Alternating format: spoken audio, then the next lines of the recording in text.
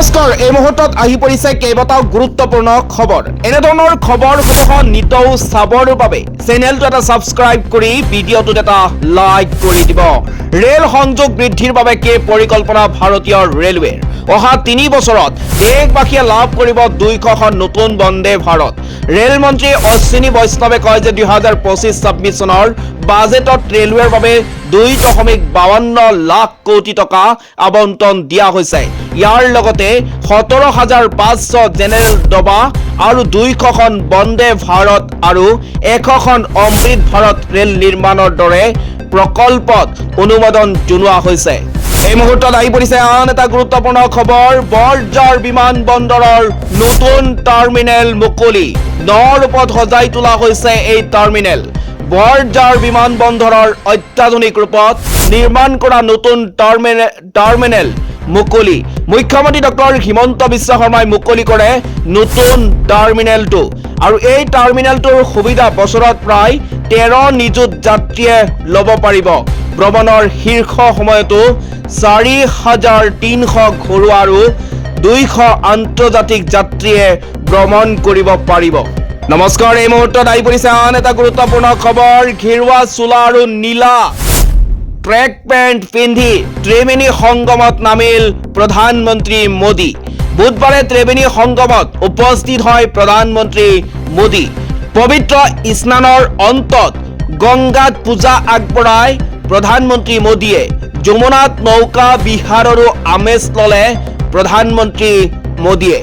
এই মুহূৰ্তত আহি পৰিছে আন এটা গুৰুত্বপূৰ্ণ খবৰ ভোটদানৰ সময়ত আঙুলিৰ পৰিৱৰ্তে কিয় নখত লগোৱা হয় বিশেষ চিয়াহী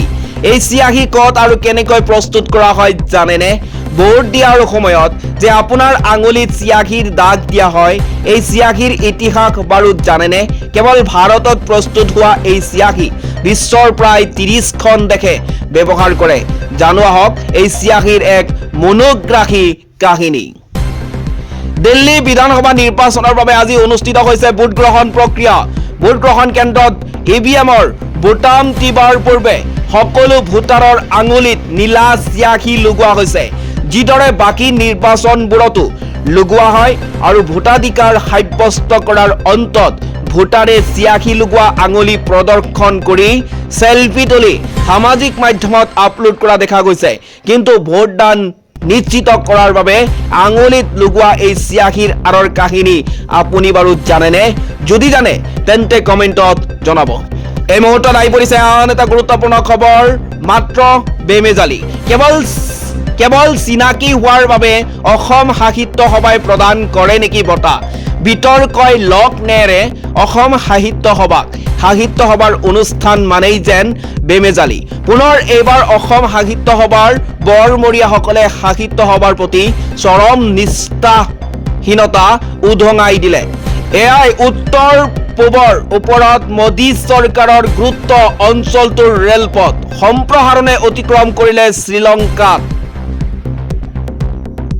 উত্তৰ পূব ৰেলপথ সম্প্ৰসাৰণে শ্ৰীলংকাৰ মুঠ ৰেল নেটৱৰ্কক অতিক্ৰম কৰা বুলি দাবী কৰিছে মুখ্যমন্ত্ৰী ডক্টৰ হিমন্ত বিশ্ব শৰ্মাই